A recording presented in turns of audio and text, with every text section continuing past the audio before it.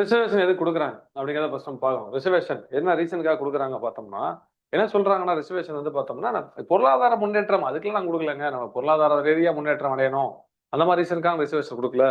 ரிசர்வேஷனுங்கிறது எதுக்குன்னு பார்த்தீங்கன்னா சமூக மாற்றத்துக்காக. ஒரு சமூகத்துல வந்து ஒடுக்கப்பட்டவர்கள் சொல்றவங்க எல்லாம் மேல வரணும். ஸோ சமூகத்துல முன்னேறி வரும். சமூகம் பேலன்ஸ் ஆகணும். Social balance, social and political பேலன்ஸ்க்காக தான் நம்ம வந்து இடஒதுக்கீடு கொடுக்குறோம். ஒரு எம்பவர்மெண்ட்டுக்காக, ஒரு வேலை வாய்ப்பு, அரசு வேலைன்னு வரும்போது அவங்க வந்து என்பட்டி எப்படி இருந்தாலும் சரி, அவங்க வந்து ஒரு ஸ்டேஜ் சோசியல் ஒரு ஈக்குவல் ஸ்டேட்டஸ் வர முடியும் அப்படிங்கிறதுக்காக தான் ரிசர்வேஷன் கொடுக்குறோம். எக்கனாமிக்கல் ரிசர்வேஷன் சொல்லல அப்படின்னு சொல்றாங்க. ரிசர்வேஷன் பார்த்தோம்னா எம்பி, எம்எல்ஏ எலெக்ஷன், நம்ம பிரசிடென்ட் எலெக்ஷனு, அதுக்கப்புறம் நம்ம வந்து கவர்மெண்ட் ஜாப்ஸ் எல்லாத்துலயுமே இருக்கு. அதான் உள்ளாட்சி அமைப்பு, எம்எல்ஏ, எம்பி, கவர்மெண்ட் ஜாப்ஸ், ஓகேங்களா? சென்ட்ரல் எஜுகேஷன் இன்ஸ்டியூட் போன்ற எல்லாத்துலயுமே நமக்கு ரிசர்வேஷன் இருக்கு. நம்ம என்ன எக்ஸாம்ல நம்ம கொஸ்டின் கேட்பாங்க அப்படின்னு பாத்தீங்கன்னா, ரிசர்வேஷன் நம்ம பாருங்க. ரிசர்வேஷனை பொறுத்தளவு சென்ட்ரல்ல ஓபிசி 27, எஸ்சி 15, மொத்தம் 59.5. எக்கனாமிக்கலி வீக்கர் செக்ஷன் ஒன்று பாத்தீங்களா? எக்கனாமிக்கலா போகும்போது ரிசர்வேஷன் இல்லைன்னு சொன்னோம். ஆனா சென்ட்ரல்ல என்ன பண்ணிருக்காங்க? எக்கனாமிக்கலி வீக்கர் செக்ஷன் ஒன்று ஆட் பண்ணிருக்காங்க 10%. நம்ம தமிழ்நாடு ரிசர்வேஷன் பொறுத்தளவு 69. ஸோ கான்ஸ்டியூஷன் மெசர்ஸ் நம்ம எக்ஸாம்ல என்ன கேட்பாங்க? குரூப் 4 எக்ஸாம்ல நமக்கு என்ன கொஸ்டின் கேட்பாங்க அப்படின்னு பாத்தீங்கன்னா, கான்ஸ்டியூஷன் மெசர்ஸ் என்ன கேட்பாங்கன்னா, எஸ்சி எஸ்டி ரிசர்வேஷன் எந்த ஆர்டிகிள்ல சேர்க்கப்பட்டிருக்கு அப்படின்னு கேட்பாங்க. 15(4). ஓகேங்களா? ஹையர் எஜுகேஷன் பொறுத்தளவு எந்த ஆர்டிகிள் கேட்பாங்க?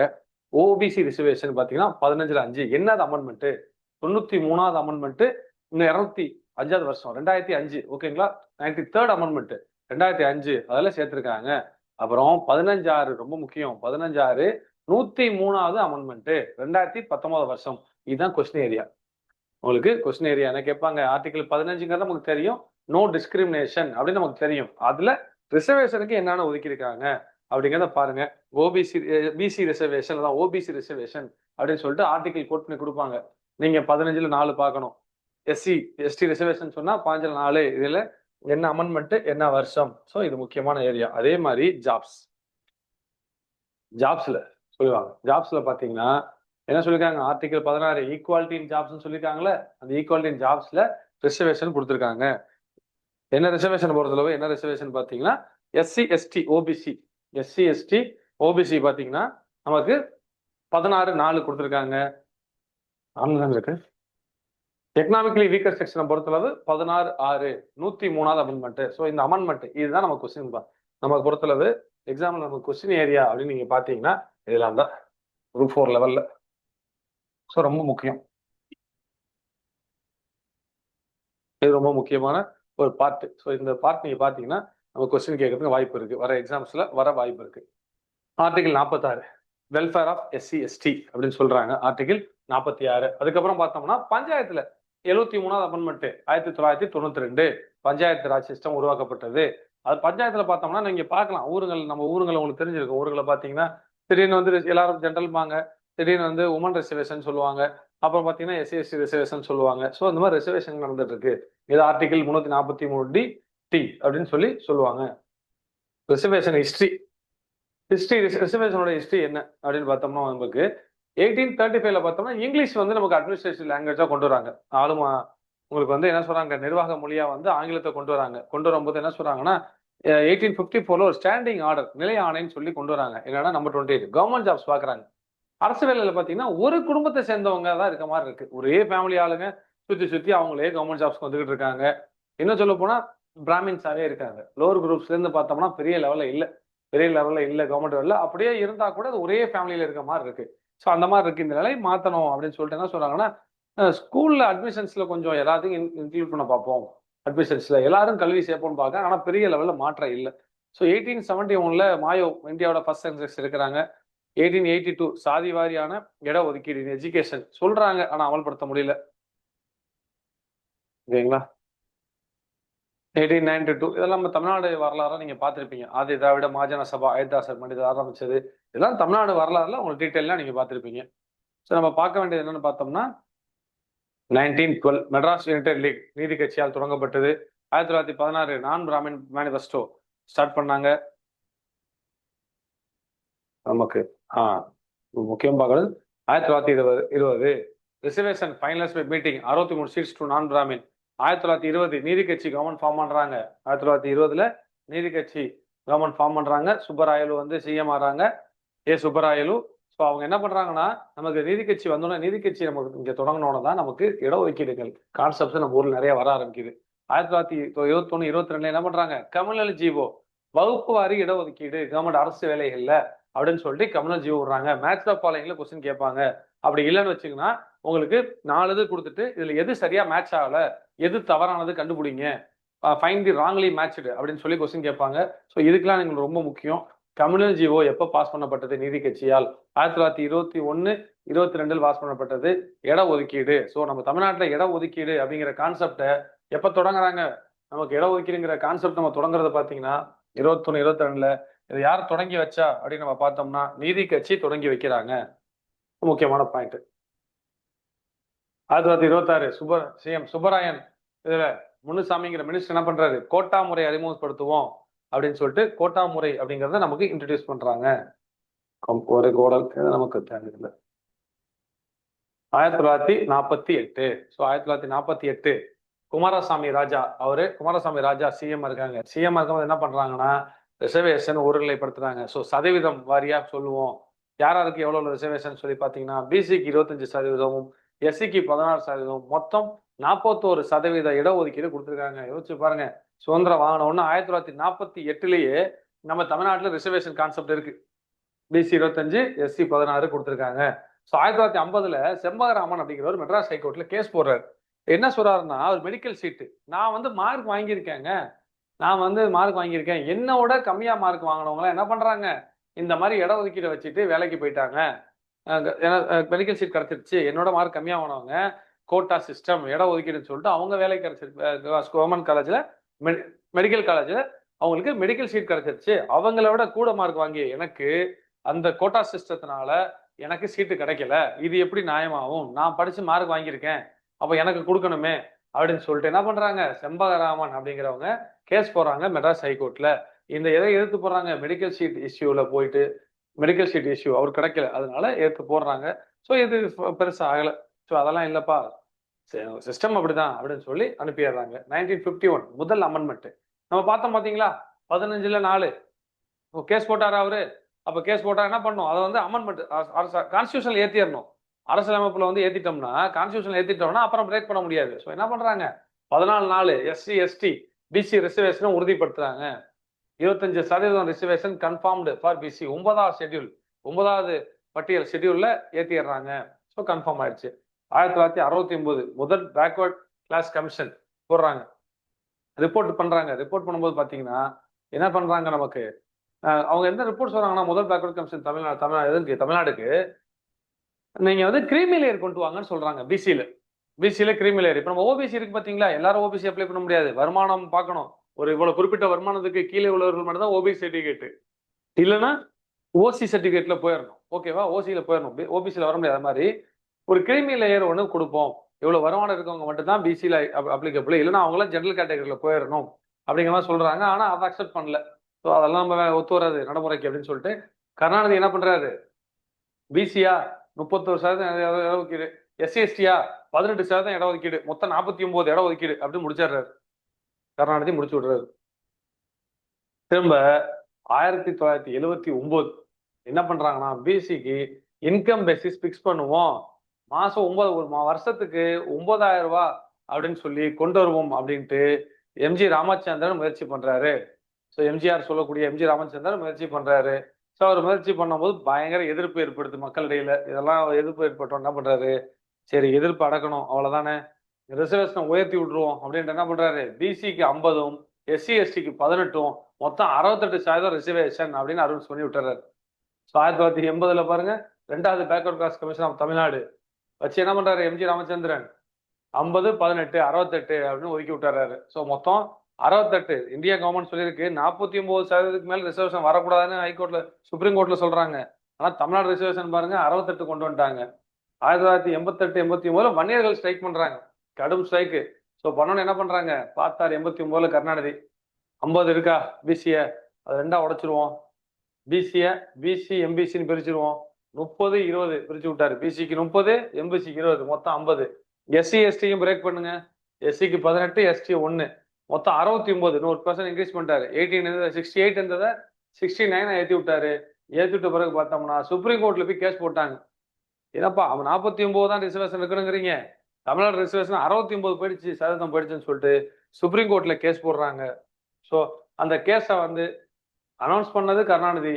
ஆனா அந்த கேஸை சுப்ரீம் கோர்ட்ல ஃபேஸ் பண்ணி அதை வெற்றி பெற்று அதை வந்து உங்களுக்கு 9வது அட்டவணையில ஏற்றி இந்த ரிசர்வேஷனை உறுதிப்படுத்தியது ஜெயலலிதா. சென்ட்ரல் கவர்மெண்ட் ரிசர்வேஷன் பார்க்கலாம். 1953 முதல் பேக்வர்ட் கிளாஸ் கமிஷன். எக்ஸாம்ல கொஸ்டின் கேட்பாங்க, நேரு தலைமையில. ஓகேங்களா? அதுக்கப்புறம் 1978 செகண்ட் பேக்வர்ட் கிளாஸ் கமிஷன், இரண்டாவது backward class commission 1979 Mandal commission. இதை வந்து மண்டல் கமிஷன் சொல்லுவாங்க. எக்ஸாம்ல கொஸ்டின் கேட்பாங்க. ஓபிசி பாப்புலேஷன் என்ன சொல்றாங்க? 52%. அதனால 27% ரிசர்வேஷன் சொல்றாங்க. 1992 மண்டல் கேஸ் ஆர் இந்திராசனாய் கேஸ். 93 என்னன்னு பாத்தீங்கன்னா சுப்ரீம் கோர்ட்ல போய் கேஸ் போடுறாங்க. எப்படி 27% கொடுக்கலாம் அப்படின்னு சொல்லிட்டு கேஸ் போடுறாங்க. சுப்ரீம் கோர்ட் பாக்குறாங்க, என்ன சொல்றாங்கன்னா ஓபிசி 27 செல்லும், ஆனா அந்த எக்கனாமிக்கலி பேக்வர்டு 10% செல்லாது அப்படின்னு சொல்லிட்டாங்க. கிரீமி லேயர் வைப்போம் ரிசர்வேஷன்ல அப்படின்னு சொல்லிட்டு ஃபார்வர்ட் பண்ணிட்டாங்க. இந்த கொஸ்டின் எக்ஸாம்ல கேட்பாங்க. இந்திராசனாய் கேஸ், மெண்டல் கமிஷன், உங்களுக்கு எக்ஸாம்ல கொஸ்டின் கேட்பாங்க. National commission for BC, K Vijayan case, Tamil Nadu reservation 69. 1994 K Vijayan என்ன பண்றாரு? தமிழ்நாடு ரிசர்வேஷன் 69% ரிசர்வேஷன் எடுத்து கேஸ் போடுறாங்க. ஸோ அதை ஜெயலலிதா என்ன பண்றாங்க? அதை வந்து சுப்ரீம் கோர்ட்ல ஃபேஸ் பண்ணி வின் பண்ணி 9th ஷெட்யூல் அட்டவணையில இன்கார்பரேட் பண்ணிட்டாங்க. ஸோ அதில் வந்து சேர்த்துட்டாங்க. இப்போ 69% எதிர்த்து யாரும் கேஸ் போட முடியாது. எக்கனாமிக்கலி பேக்வர்ட் கிளாஸ் சொன்னோம்ல, எக்கனாமிக்கலி பேக்வர்ட் கிளாஸ் அந்த சென்ட்ரல் கவர்மெண்ட் கொண்டு வந்திருக்க ரிசர்வேஷன். இது பாத்தீங்கன்னா நமக்கு 2019 103வது அமெண்ட்மெண்ட். EVS 10% reservation. இந்த நமக்கு என்ன பண்ணலாம்? இந்த ரிசர்வேஷன் எக்கனாமிக் பேக்வர்ட் கிளாஸ் 10% இருக்குல்ல, எந்த அமெண்ட்மெண்ட்ல கொண்டு வரப்படுது, எந்த ஆண்டுங்கிறத நம்ம கொஸ்டின் கேட்கலாம். 103வது அமெண்ட்மெண்ட் 2019 ஆண்டு பார்த்தது. தமிழ்நாடுல 3% ஸ்போர்ட்ஸ் பர்சனுக்கு இடஒதுக்கீடு எடப்பாடி பழனிசாமியால் கொண்டு வரப்பட்டது. 7.5% மெடிக்கல் சீட்டு, இன்ஜினியரிங் சீட்டு கொண்டு வந்தாங்க. அதுக்கப்புறம் 10.5 1 இயர் கொண்டு வந்தாங்க. அது வந்து இப்போ இம்ப்ளிமெண்ட் பண்ணல. 2021 இப்போ கேஸ் நடந்துட்டு இருக்கு, அது இம்ப்ளிமெண்ட் ஆகல. நம்ம 69% ரிசர்வேஷனோட நம்ம நின்றுட்டு இருக்கு. அங்கன்வாடியில வந்து பாத்தீங்கன்னா விடோஸ்க்கும் டெஸ்டிட் விடோஸ் அவங்களுக்கு அங்கன்வாடியில 25% இடஒதுக்கீடு முதலமைச்சர் ஸ்டாலின் கொடுத்திருக்காங்க.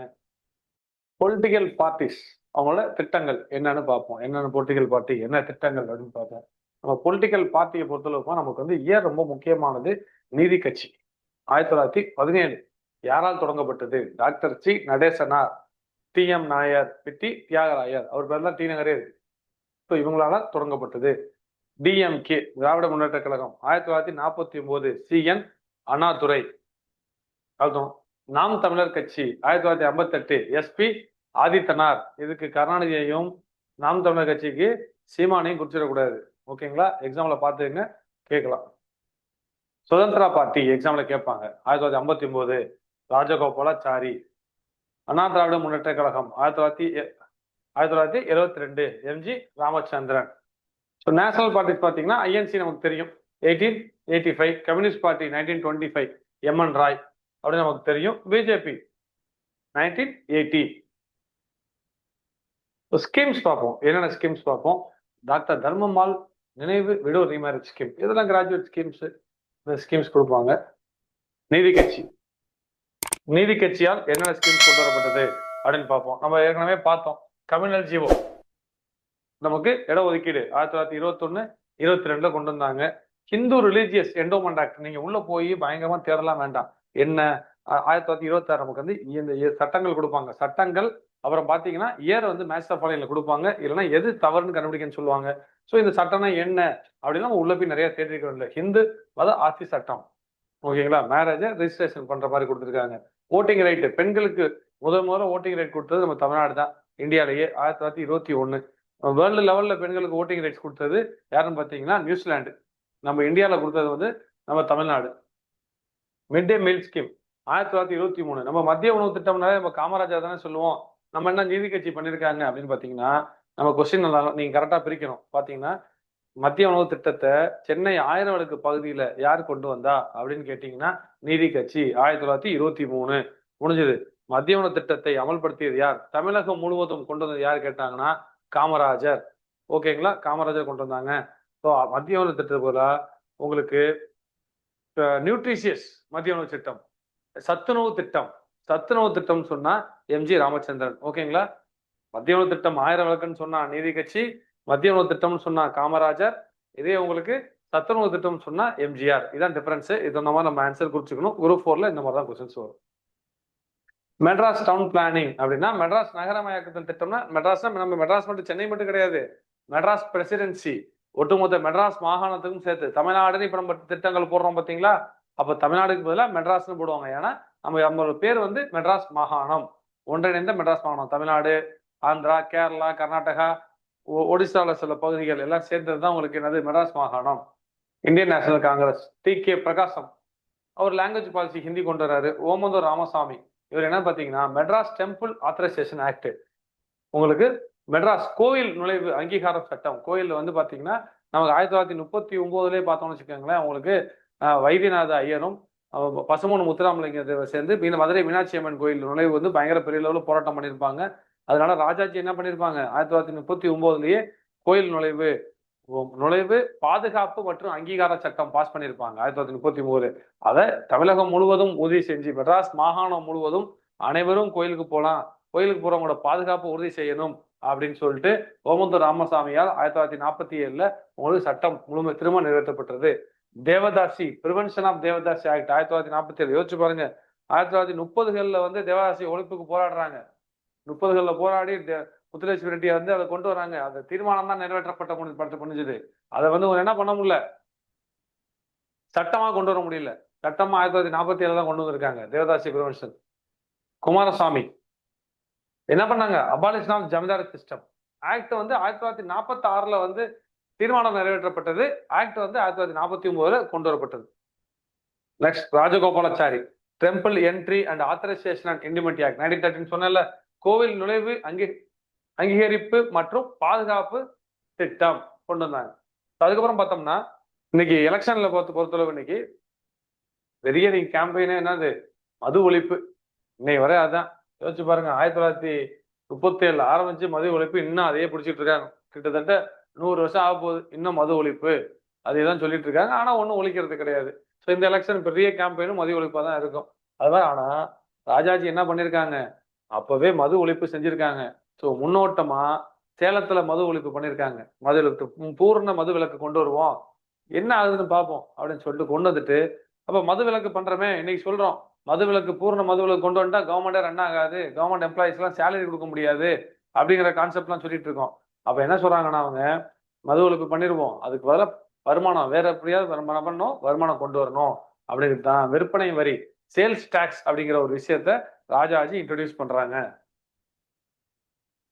அதே ராஜாஜி திரும்ப 1952ல இருந்து 54 வரை அதே ராஜாஜி மீண்டும் என்னவா இருந்தாங்க, முதலமைச்சரா இருந்தாங்க.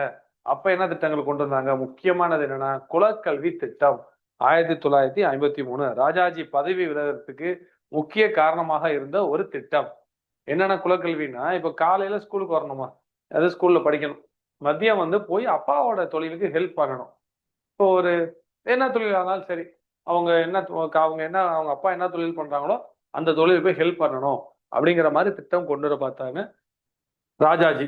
எதுக்கு, பெரியார் போன்றவர்கள் பயங்கர எதிர்ப்பு, பெரியார்லாம் பயங்கர எதிர்ப்பு. அப்போ செருப்பு தைக்கிறவங்க செருப்பு தைச்சிட்டே இருக்கணுமா அப்படி இப்படின்னு சொல்லி பெரியார் வந்து பெரிய லெவல்ல இந்தியா முழுவதும் போராட்டம், பெரிய லெவல்ல போராட்டம் பண்ணி ராஜாஜிய பதவி விலகும் அளவுக்கு கொண்டு போயிட்டாங்க. ஸோ இந்த குலக்கல்வி திட்டம் ரொம்ப முக்கியமான ஒரு திட்டம். நீங்க இதெல்லாம் கேட்டு டேட் எல்லாம் இயர் மாத்தி எழுதக்கூடாது. குரூப் 4 லெவல் எக்ஸாம்ஸ்க்கு இது மாதிரி எக்ஸாம் கொஸ்டின் எல்லாம் கேட்பாங்க, நம்ம டேட் மாத்தி எழுதக்கூடாது. ஸோ பதவி விலகின பிறகு காமராஜர் வராங்க, பதவி இருக்கிறாங்க. காமராஜர் நமக்கு தெரியும்பா, கல்வியில் தான் காமராஜர். காமராஜர் பொறுத்த ஸ்கூல் எஜுகேஷன், அது ஒரு ஸ்டோரியா இருக்கு பாத்தீங்களா. நீங்க காமராஜர் என்ன பண்ணிருக்காரு, நம்ம ஸ்கூல் புத்தகத்துல கூட இருக்கு. காமராஜர் பிக்சரோட போட்டிருக்காங்க. கார்ல போவாங்க, கார்ல போகும்போது பாத்தீங்கன்னா ஒரு பையன் மாடு மேய்ச்சிட்டு இருப்பாரு. ஸோ காமராஜர் எனக்கு என்னப்பா ஸ்கூல் போலையா கேட்டதுக்கு, அவன் ஸ்கூல் போயிட்டா நாங்க எப்படி சாப்பிட்றது, சம்பாதிக்க என்ன பண்றது அப்படின்னு சொல்லி அவங்க அப்பா சொல்லுவாங்க. ஸோ காமராஜர் வந்து திங்க் பண்ணுவாங்க, என்ன பண்ணலாம் அப்படின்னு திங்க் பண்றாங்க. நம்ம இதை எப்படி மாத்துறதுன்னு சொல்லிட்டு என்ன பண்றாங்க, அப்பவும் கஷ்டம்தான். ஸ்கூல்ல மதிய உணவு திட்டம் கொண்டு வருவோம், அனைவருக்கும் சாப்பாடு போடுவோம், மதிய சாப்பாடு. அப்ப 200 நாள் ஸ்கூல் ஒர்க்கிங் வந்து 200 நாள் ஆக்கிடுவோம் வருஷத்துக்கு. இப்போ வருஷத்துக்கு 200 நாள் ஸ்கூல் ஒர்க்கிங்ல இருக்கு. அப்ப அந்த 200 நாள் பிள்ளைங்க ஸ்கூலுக்கு வந்தா மதிய சாப்பாடு பிரச்சனை தீர்ந்துருமே, பிள்ளைங்களுக்கு சாப்பாடு ஒரு வேளை கிடைச்சிரும் அப்படிங்கிறதுக்காகவாவது பிள்ளைங்களை படிக்க அனுப்புவாங்க அப்படின்னு சொல்லிட்டு, படிக்க வருவாங்கல்ல அப்படின்னு சொல்லிட்டு என்ன பண்றாங்க, மத்திய உணவு திட்டம் கொண்டு வராங்க. ஸோ நிதி நெருக்கடி வரும், தமிழ்நாட்டில் நிதி நெருக்கடி வரும், எப்படி நம்ம ஆட்சி செய்ய போறீங்கிறதுக்கு அதை பிள்ளைங்க பார்த்துக்குவோம், நம்ம படிக்க வச்சிருவோம், படிக்க வச்சா படித்த பிள்ளைங்க வந்து நம்ம தமிழ்நாட்டை காப்பாற்றுவாங்க அப்படின்னு சொல்லிட்டு காமராஜர் தைரியமா கொண்டு வந்த சிஸ்டம் தான். ஸோ காமராஜர் காமராஜர் என்ன பண்றாங்க, கல்விக்கு ரொம்ப முக்கியத்துவம் கொடுத்தாங்க காமராஜர். அது நம்ம எல்லாருக்குமே தெரியும், தெரிஞ்ச விஷயம் தான், அதை நான் திரும்பி சொல்றேன். ஆனா காமராஜர் என்ன பண்றாங்க, நீங்க பார்க்கலாம் உங்க கிராமங்கள்லயும் நம்ம பார்க்கலாம், நம்ம எல்லாரோட கிராமத்துலயும் ஸ்கூல் இருக்கும். நம்ம கண்டிப்பா வில்லேஜ் பேஸ்ட்ல இருந்து வந்திருக்கீங்க அப்படின்னா உங்களுக்கு தெரியும், நம்ம எல்லாத்தோட கிராமத்திலையும் ஒரு ஸ்கூல் கண்டிப்பா இருக்கும். பிரைமரி ஸ்கூலு ஒரு 3 கிராமம் சுத்தி, அந்த மாதிரி பெரிய கிராமத்துல ஒரு ஹையர் செகண்டரி ஸ்கூல் 8வது வரை இல்ல 10வது வரை ஸ்கூலே இருக்கும். இன்னும் கொஞ்சம் இப்ப லைட்டா நம்ம கிராமத்துல இருந்து ஒரு 4-5 ஊர் சேர்ந்து ஒரு கிராமம் வரை கொஞ்சம் டெவலப்ல 12th வரை ஸ்கூல் நமக்கு இருக்கும். So universities of primary education, அனைவருக்கும் பிரைமரி எஜுகேஷன், 3 கிலோமீட்டர் ஒருக்கா நியூ ஸ்கூலு. ஸோ ஓகேங்களா, இந்த மாதிரிலாம் கொண்டு வந்தாங்க காமராஜர். யூனிஃபார்ம் கொடுக்குறாங்க ஸ்கூலுக்கு, ஏற்றத்தாழ்வு இல்லாம இருக்கிறதுக்கு. யூனிஃபார்மோட காரணம் என்ன, ஸோ ரிச் புவர் எதுவுமே தெரியக்கூடாது, அனைவரும் சமம். ஸ்கூல்ல வந்து பார்த்தோம்னா பார்க்க எல்லா பிள்ளைகளும் ஒரே மாதிரி தெரியணும். குழந்தைங்க எல்லாம் ஸ்கூல் ஸ்டூடெண்ட்ஸ் பாய்ஸ்க்கு ஒரு யூனிஃபார்ம், கேர்ள்ஸ் ஒரு யூனிஃபார்ம், அவ்வளவுதான் டிஃபரன்சியேஷன், பாய்ஸ் அண்ட் கேர்ள்ஸ் அவ்வளவுதான். ஸோ பாய்ஸ் எல்லாம் ஒரே யூனிஃபார்ம், கேர்ள்ஸ் எல்லாம் ஒரே யூனிஃபார்ம், பார்க்கறதுக்கு எல்லாம் ஒரே மாதிரி இருக்கணும். அதான் யூனிஃபார்ம் கொண்டு வந்தாங்க. அவர் ரொம்ப முக்கியமான ஒண்ணு, மத்திய உணவு திட்டம் 1956. ஓகேங்களா, 1000 விளக்கு பகுதியில் கொண்டு வந்தாங்க 1923 நீதி கட்சி. ஆனா நம்ம இவங்க என்ன பண்ணாங்க, காமராஜர் 1956 மத்திய உணவு திட்டத்தை தமிழகம் முழுவதும் கொண்டு வந்தாங்க. காமராஜரை போய் தொடங்கி வச்சார். ஓகேவா, பாரதியார் பிறந்த ஊர் எது, மெசேஜ் பண்ணுங்க. பாரதியார் பிறந்த ஊர், பாரதியோட சொந்த ஊர் எட்டயபுரம். ஓகே, அந்த எட்டயபுரத்துல போயிட்டு காமராஜர் என்ன பண்றாங்க, குழந்தைங்களோட உட்காந்து, இப்ப அதெல்லாம் ட்ரெண்டு, காமராஜர் தொடங்கி வச்ச ட்ரெண்டு தான், அதை பார்த்தா எல்லா சிஎம் செய்யறாங்க. இப்ப இதுக்கு முன்னாடி சிஎம், இப்ப லேட்டஸ்ட் சிஎம் எங்க போனாலும் சாப்பிட்றது எல்லாம். ஸோ குழந்தைங்களாம் உட்காந்து சாப்பிட்டு மத்திய உணவு திட்டத்தை தொடங்கி வைத்தார் காமராஜர். இண்டஸ்ட்ரீஸ் பாருங்க, நெய்வேலி என்எல்சி 1956 தொடங்கப்பட்டது. ICF Perambur 1955, BHEL Trichy 1956, OFT Trichy, steel plant, heavy vehicle. இது மாதிரி நிறைய இண்டஸ்ட்ரீஸ்க்கும் பண்ணியிருக்காங்க, எஜுகேஷன் இண்டஸ்ட்ரீஸ் எல்லாத்துக்குமே பண்ணியிருக்காங்க. ஆக்ட்ஸை பொறுத்தளவு மெட்ராஸ் லேண்ட் ரிஃபார்ம் ஆக்ட் 1955, நில சீரமைப்பு திட்டம். ஸோ நிலங்கள்லாம் ஜமீன்தார் அதுன்னு கடந்துச்சுல்ல, அதெல்லாம் சீரமைக்கிறாங்க. Madras cultivating tenants protection act 1955, Madras சாகுபடி குத்தகை பாதுகாப்பு சட்டம். நம்ம பகுதி தான், தஞ்சை பகுதியிலலாம் வந்து அந்த கொத்தடிமை அது மாதிரி நிறைய இருந்திருக்கு. அதுக்கெல்லாம் நிறைய சட்டங்கள் போட்டு கொண்டு வந்தாங்க. நெக்ஸ்ட், காமராஜர் ரிசைன் பண்றாங்க. காமராஜர் என்ன பண்றாங்க பாத்தீங்கன்னா, காங்கிரஸ் வந்து நிறைய ஊழல் பெருத்துருச்சு. ஸோ காங்கிரஸ் மினிஸ்ட்ரி, நிறைய மினிஸ்டர்ஸ்லாம் வந்து பெரிய பெரிய பிசினஸ் மேன்ஸ் கூட சேர்ந்து நிறைய ஊழல் பண்ண ஆரம்பிச்சிட்டாங்க. அப்படின்னா பார்த்தோம்னா எல்லாத்தையும் ரிசைன் பண்ண வைக்கணும். சரி, அப்படிதான் நம்ம ரிசைன் பண்ணுங்க அப்படின்னு சொன்னா பண்ணுவாங்களா, பண்றதுக்கு என்ன பண்றாருன்னா காமராஜர் ஃபர்ஸ்ட் அவர் ரிசைன் பண்ணிடுறாரு. எல்லாருமே பதவி விலகணும் அப்படின்னு சொல்லிட்டு முதல்ல அவரு பதவி விலகுறாங்க. அவங்க பதவி விலகிறத பார்த்துட்டு மற்றவங்களும் பதவி விலகுறாங்க. அதன்படி புதுசா நம்ம தமிழகத்துக்கு ஒரு புது முதலமைச்சர் உருவாகிறாங்க. யாருன்னா பக்தவாச்சலம். இப்போ பக்தவாச்சலம் அந்த காலத்துல நமக்கு ஃபுட் ஷார்டேஜ் ஏற்படுது. 1964 66 தான் நமக்கு கிரீன் ரெவல்யூஷன், பசுமை புரட்சி. ஸோ நம்ம சைனாவோட வாரில் 62 டிஎம்கேயோட இதெல்லாம் நம்ம முக்கியமா பார்த்துக்கணும்ப்பா. ஏன்னா இப்போ ரூலிங் பார்ட்டி டிஎம்கே. ஸோ நம்ம அது சம்பந்தமான திட்டங்களை கொஞ்சம் நல்லா பார்க்கணும். டிஎம்கே பொறுத்தளவு நமக்கு அண்ணாதுரை படி அரிசி திட்டம், அண்ணாதுரை பொறுத்தளவு படி அரிசி திட்டம், ₹1 ஒரு படி அரிசி அப்படிங்கிற மாதிரி கொண்டு வந்தாங்க. ஸோ படி அரிசி திட்டம் முக்கியம். Veeranam drinking water plant 1, Veeranam திட்டம் 1. அதுக்கப்புறம் நமக்கு ரொம்ப முக்கியமானது என்னன்னு பாத்தீங்கன்னா, ரெசல்யூஷன் ஃபார் தமிழ்நாடு தீர்மானம். நம்மளோட பேரு மெட்ராசி. நம்மளை பாருங்க, பழைய சினிமாஸ் எல்லாம் கூட நம்ம சொல்லுவாங்க மெட்ராசின்னு கூப்பிடுவாங்க. நம்ம தமிழ் சினிமாவில் இப்பதான் தமிழ்நாடுன்னு பேச ஆரம்பிக்கிறோம். நம்மள மெட்ராசிங்கிற பேரை மாத்துறதுக்கு என்ன பண்ண போறோம், நம்ம பேரு தமிழ்நாடு அப்படிங்கிறதுக்கு தீர்மானம் நிறைவேற்றப்பட்ட நாள் பாத்தீங்கன்னா 18 ஜூலை 1967. இந்த 18 ஜூலை தான் தமிழ்நாடு டே அப்படின்னு இப்ப முதலமைச்சர் ஸ்டாலின் அனௌன்ஸ் பண்ணியிருக்காங்க. ஏன்னா தீர்மானம் நிறைவேற்றப்பட்ட நாள் 18 ஜூலை 1967. நம்மளோட நடைமுறைக்கு வந்தது எப்போ? 14 ஜனவரி 1969. ரொம்ப ரொம்ப முக்கியமான கொஸ்டின். டிஎன்பிஎஸ்சி குரூப் 4 லெவல் பொறுத்தளவு ரொம்ப முக்கியமான கொஸ்டின். தீர்மானம் நிறைவேற்றப்பட்ட நாள் பார்த்துங்க. அந்த 18 ஜூலை தான் நம்ம தமிழ்நாடு டே அப்படின்னு முதலமைச்சர் ஸ்டாலின் அனௌன்ஸ் பண்ணியிருக்காங்க. நம்ம தமிழ்நாடு அப்படிங்கிற பேர் நமக்கு வந்தது 14 ஜனவரி 1969. நம்ம என்னைக்குமே இது மறக்கூடாது. கருணாநிதியால் என்னென்ன திட்டங்கள் கொண்டு வரப்பட்டது அப்படின்னு பார்க்கவும் முக்கிய திட்டம் பார்த்தீங்கன்னா இந்த ஸ்லம் கிளியரன்ஸ் தமிழ்நாடு குடிசை மாற்று வாரியம் கொண்டு வந்தாங்க. 1970 வந்துச்சு. அதுக்கப்புறம் பார்த்தோம்னா அந்த ரிச்சார்ஜ் ஒழிப்பு 1973. வேற Tamil world Tamil classical language conference 2010 உலக தமிழ் செம்மொழி மாநாடு நடத்தினாங்க. 2010 நடத்தினாங்க. ரிசர்வேஷன் ST1 ரிசர்வேஷன் பிரிச்சது பார்த்தோம்னா கருணாநிதி. அது இப்பதான் பார்த்தோம். பிஎஸ்டிஎம் ரிசர்வேஷன் கொண்டு வந்ததும் கருணாநிதி தான். 20% உள்ள இடஒதுக்கீடு. ஸோ பிசிக்குள்ள 20%, பிஎஸ்டிஎம், எம்பிசிக்குள்ள 20%, எஸ்சிக்குள்ள 20%. அது மாதிரி ரிசர்வேஷனுக்குள்ள உள்ள இடஒதுக்கீடு கொண்டு வந்தது பார்த்தீங்கன்னா கருணாநிதி. பிஎஸ்டிஎம் தமிழ் வழியில பயின்ற மாணவர்களுக்காக அரசு வேலையில் ஒரு தனியத்துவமா ஒரு சிறப்பான திட்டமா கொண்டு வந்திருக்காங்க. இன்னைக்கு நிறைய ரூல்ஸ் அண்ட் ரெகுலேஷன்ஸ் இருக்கு. பிஎஸ்டிஎம் அப்ளை பண்ணணும்னா ஃபர்ஸ்ட் ஸ்டாண்டர்ட்ல இருந்து நீங்க பிஎஸ்டிஎம் படிச்சிருக்கணும். 1ஆம் வகுப்புல இருந்து நீங்க டிகிரி வரை பிஎஸ்டிஎம் படிச்சுக்கோங்க. குரூப் 4 எழுதுறீங்கன்னா 12வது வரை ஓகே, 10வது வரை ஓகே. ஸோ குரூப் 1 அப்ளை பண்றீங்க அப்படின்னா டிகிரி வரை நீங்க தமிழ் வழி கல்வி தான் படிச்சிருக்கணும். ஸோ ஃபர்ஸ்ட் ஸ்டாண்டர்ட் மட்டும் நான் மெட்ரிகுலேஷன் ஸ்கூல்ல படித்தேன், செகண்ட் ஸ்டாண்டர்ட்ல இருந்து நான் தமிழ் மீடியத்தில் படித்தேன் அப்படின்னா உங்களுக்கு பிஎஸ்டிஎம் செல்லாது. ஸோ அந்த அளவுக்கு ஸ்ட்ரிக்டா கொண்டு வந்துட்டாங்க பிஎஸ்டிஎம். சமத்துவபுரம் 1997. சமத்துவபுரம் என்ன அப்படின்னா கவர்மெண்ட் மேல கட்டி கொடுப்பாங்க. முதல்ல எங்க கட்டினாங்க? சமத்துவபுரம் மேலக்கோட்டை அப்படின்னா சமத்துவபுரம் கவர்மெண்ட் வீடு நிறைய இருக்கும். அனைத்து தரப்பு மக்களும் குடியிருக்கக்கூடிய அனைத்து வகுப்பு மக்களும் குடியிருக்க இடம் தான் சமத்துவபுரம். உழவர் சந்தை 1999. உழவர் சந்தை 1999 உழவர் சந்தை கொண்டு வந்தாங்க. வருமுன் காப்போம் திட்டம் 2006.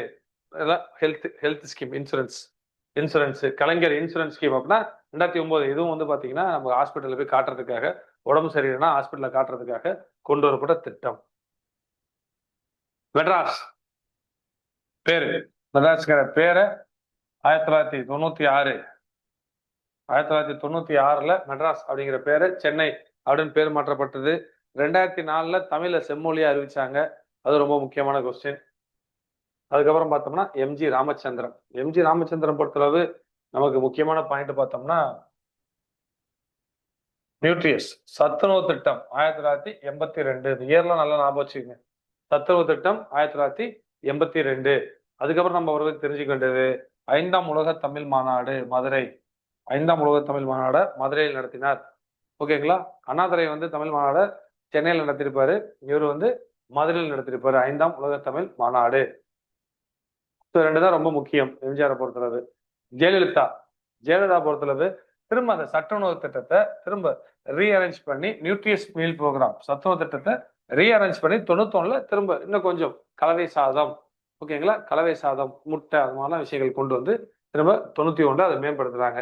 அதுக்கப்புறம் குழந்தை தொட்டில் திட்டம் 1992. ரொம்ப ஒரு முக்கியமான ஒரு திட்டம் இது.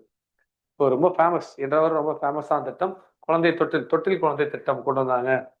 அதுக்கப்புறம் Tamil Nadu state woman commission, Tamil Nadu மாநில பெண்கள் ஆணையம் 1993 உருவாக்கப்பட்டது. பெண்கள் ஆணையம் 1993. இந்த கேடல் பேபி ஸ்கீம் தொட்டில் குழந்தை திட்டம்னா எந்த கட்சி வேணா ஆட்சி போட்டோம், டிஎம்கே ஏடிஎம்கே யார் இருந்தாலும் இந்த கேள்வியெல்லாம் கேட்பாங்க எக்ஸாம்பிள். 76வது அமெண்ட்மெண்ட், 76வது கான்ஸ்டிடியூஷன் அமெண்ட்மெண்ட் படி என்ன பண்ணாங்க? 69% ரிசர்வேஷனை 69 ரிசர்வேஷன் உங்களுக்கு உறுதிப்படுத்தி 1994ஆம் ஆண்டு 9வது அட்டவணையில ஏற்றினாங்க. 8வது உலக தமிழ் மாநாடு தஞ்சாவூரில் நடைபெற்றது. 8வது உலக தமிழ் மாநாடு 1995 தஞ்சாவூர்ல நடந்தது. ஜெயலலிதாவால் நடத்தப்பட்டது. வீராணம் திட்டம், அம்மா ஊடகம், இதெல்லாம் நமக்கு தெரிஞ்ச விஷயங்கள் தான். எடப்பாடி பழனிசாமியால் கொண்டு வரப்பட்டதுல ரொம்ப முக்கியமான திட்டம் எதுன்னு பாத்தீங்கன்னா என்ன பண்ணாங்கன்னா காவிரி டெல்டா ரீஜனை வேளாண் பாதுகாப்பட்ட திட்டம் கொண்டு வந்தாங்க. இன்னொன்னு அவினாசி குடிநீர் திட்டம். அவினாசியில குடிநீர் கொண்டு வந்திருப்பாங்க. அந்த அவினாசி குடிநீர் திட்டம் வந்து ரொம்ப முக்கியமான திட்டம். 5 மாவட்டங்களை உருவாக்குனாங்க. ஸோ அதெல்லாம் முன்னாடியே பார்த்துட்டோம்.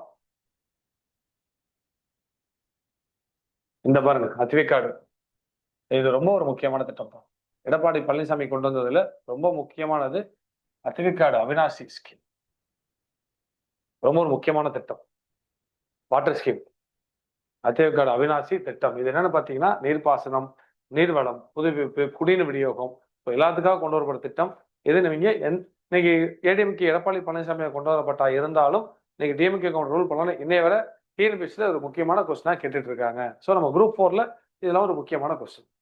காவலன் ஆப், இதே மாதிரி காவலன் ஆப்பும் ஒரு முக்கியமான ஒரு திட்டம். Doctor APJ Abdul Kalam arts and science college ராமேஸ்வரத்தில் தொடங்கி வைக்கப்பட்டது. முக்கியமான கொஸ்டின். அம்மா கிராமீன் இதெல்லாம் ஒன்றும் முக்கியம் இல்லை. பிப்ரவரி 24 மாநில பெண் குழந்தை பாதுகாப்பு தினம் என ஜெயலலிதா, முன்னாள் முதலமைச்சர் ஜெயலலிதாவின் பிறந்த நாள். அதை இவங்க மாநில பெண் குழந்தை பாதுகாப்பு தினமா அனௌன்ஸ் பண்றாங்க. இப்போ டிஎம்கே திரும்ப நமக்கு டிஎம்கே ஆட்சிக்கு வந்திருக்காங்க. டிஎம்கே ஆட்சிக்கு வந்த பிறகு மு.க. ஸ்டாலின் ஆட்சி பண்ணிட்டு வராங்க. பெண்களுக்கு இலவச பஸ்ஸு, அப்புறம் 48 மணி நேரம் நமக்கு நாமே திட்டம், மஞ்சப்பை திட்டம், ஓகேங்களா? ஸோ அது மாதிரி பல திட்டங்கள் கொண்டு வந்து பண்ணிட்டு இருக்காங்க. கோவிட் ஃப்ரீ ட்ரீட்மெண்ட் பண்ணாங்க. அதெல்லாம் கரண்ட் அஃபேர்ஸ்ல நமக்கு வரும். கரண்ட் அஃபேர்ஸ்ல அந்த திட்டங்கள்லாம் பார்ப்போம். வேர்ல்டு தமிழ் கான்ஃபரன்ஸ் பொறுத்தளவு 2வது சென்னை இந்தியா 1968 நடந்துச்சு. பக்தவாச்சலமால முன்னெடுக்கப்பட்டு, ஆனா அண்ணாதுரை தான் நடத்தினாங்க. ஸோ அதனால அண்ணாதுரை தான் நமக்கு ஆன்சர். சென்னை 2வது உலக தமிழ் மாநாடு டி.என். அண்ணாதுரை சென்னையில் எந்த ஆண்டு நடைபெற்றது? அண்ணாதுரை தலைமையில் அப்படின்னு எக்ஸாம்ல கொஸ்டின் கேட்பாங்க. 1968. ஸோ 5வது உலக தமிழ் மாநாடு மதுரையில எம்.ஜி. ராமச்சந்திரனால் நடத்தப்பட்டது. 1981.